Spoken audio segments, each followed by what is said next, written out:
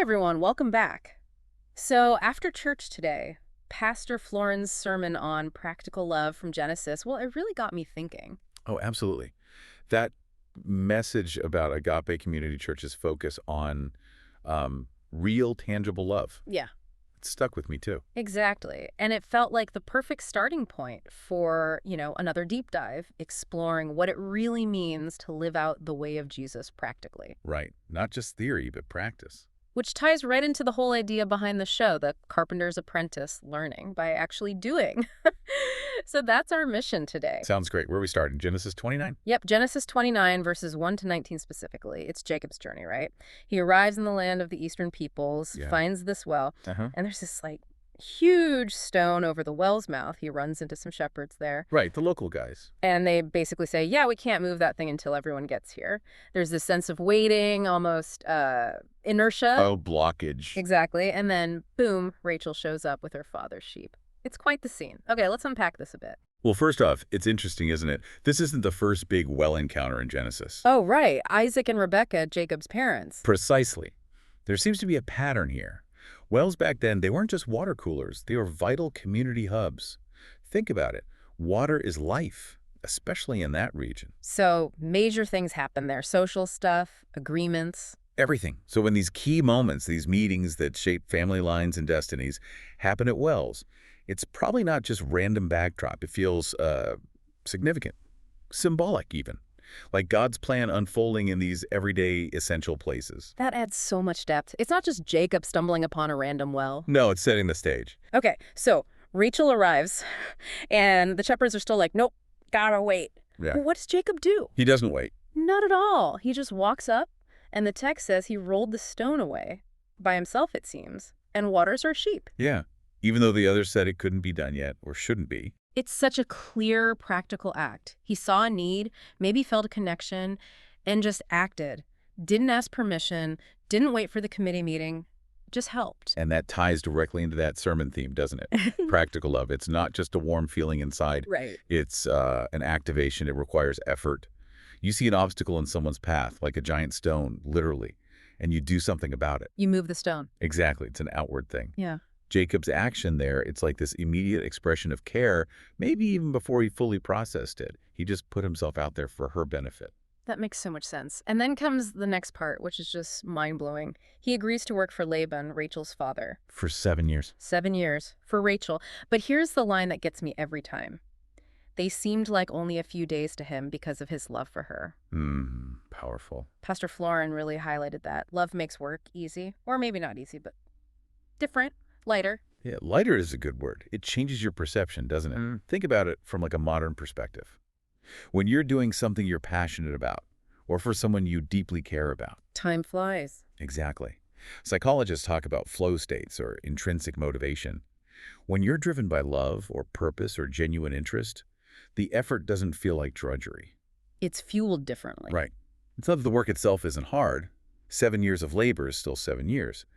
But the meaning behind it transforms the experience. Love reframes it. Years can feel like days. Okay, so connecting this ancient story, this idea of practical love and love making work lighter, how does this land for us today, especially, for you listening right now, maybe facing your own challenges? That's the crucial step, isn't it? Bringing it home. The sermon made that connection too, reminding us that Jesus loves us. He did an incredible work on our behalf.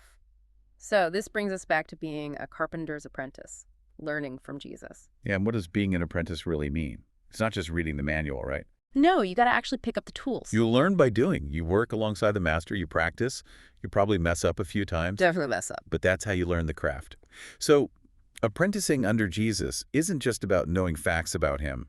It's about actively practicing what he taught and showed us, especially love. Practical love. Practical love. It's the hands-on part of faith. It has to be lived out. So let's get really practical then. I think about young people today maybe feeling completely overwhelmed. School pressure, job stress, just managing life, complicated relationships. It can feel like this heavy, heavy weight. Burnout is real. Lack of motivation. Yeah. How does that sermon point? Our work for one another is easy when we love each other as family. How does that actually help when you're feeling crushed by your own work or responsibilities? That's a great question. And I think the key is how we understand family in that sentence. It's not just mom, dad, sibling, Right. It's big. much bigger. It's our community, our friends. And importantly, as the sermon pointed out, it extends even to outsiders. Remember that line? God loved the world even when it hated him. Wow. Yeah, that's a high bar. It is. It means our practical love isn't just for the people who are easy to love or the people already in our circle. It's meant to reach out. So like the example given at Acts of Kindness worship service, doing something for the wider community. Exactly. Things like that. It's about intentionally extending that love. And what's fascinating, studies actually show this. When we engage in acts of kindness or service for others, even strangers, it can actually reduce our own stress and increase our sense of purpose and well-being. So loving others, even when it feels like work, can actually make our own burdens feel lighter. It seems counterintuitive, maybe, but yes, it shifts our focus. It connects us. It infuses even difficult tasks with meaning. That feeling of, oh, I have to do this, can start to shift towards, I get to do this as an act of love, even if it's love for the community or for someone I don't know well or even someone difficult. It changes the nature of the work. That transforms things. Okay, so the sermon also gave some really concrete takeaways for living this out, especially when life feels so busy and distracting. Yeah, those are really good. First one was make the time it's critical, because it's just so easy to let good intentions slip away in the rush, right? Always. Time is the first thing to go. Then activate love, sometimes we forget. It's like we have this capacity, but we just don't switch it on. We wait for the perfect feeling or moment. Instead of just choosing to act in love. Right. And the last one really hit me. Linger in the moment. Don't be in a hurry to rush. We're always on to the next thing, checking the phone, planning the next hour. Yeah, totally missing the person right in front of us. Exactly. We miss the chance to actually be present and show that love right then and there. These aren't just nice ideas. They feel like direct antidotes to how frantic modern life can feel. They really are. They call for intentionality. Mm-hmm. Which leads to maybe a final thought, something for you, the listener, to really chew on. If Jacob's love made 7 years of hard labor feel like just days, Hmm. and if Jesus' incredible love fueled his work for all of us, Yeah. then what work in your life right now, maybe a tough relationship, a draining responsibility, a challenging situation in your community, what might happen if you started approaching it differently?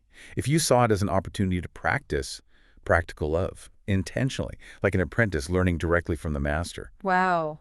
how might that change how heavy it feels? How might it transform the work itself? Oh, yeah. That's definitely something to sit with. A completely different way to look at the daily grind, maybe. Hopefully. Well, we really hope this deep dive has been helpful for you today. Maybe spark some new thoughts about practical love in your own life. Yeah. Hope it offered a fresh perspective. And if it did resonate, maybe share it with a friend, someone else who might find it encouraging. Good idea. And please remember, if you need prayer for anything at all, you can submit requests online at agapechurch.life. We have a team ready and waiting to pray specifically for you. That's right. Don't hesitate to reach out. And, of course, you can always check out Agape Community Church's YouTube channel and website for more sermons like the one we talked about today and other resources, too. Lots of good stuff there. Definitely. Well, thanks so much for joining us for this deep dive on the Carpenter's Apprentice. Yeah. Great chat. Until next time, go out there and maybe try to activate that love, see what happens.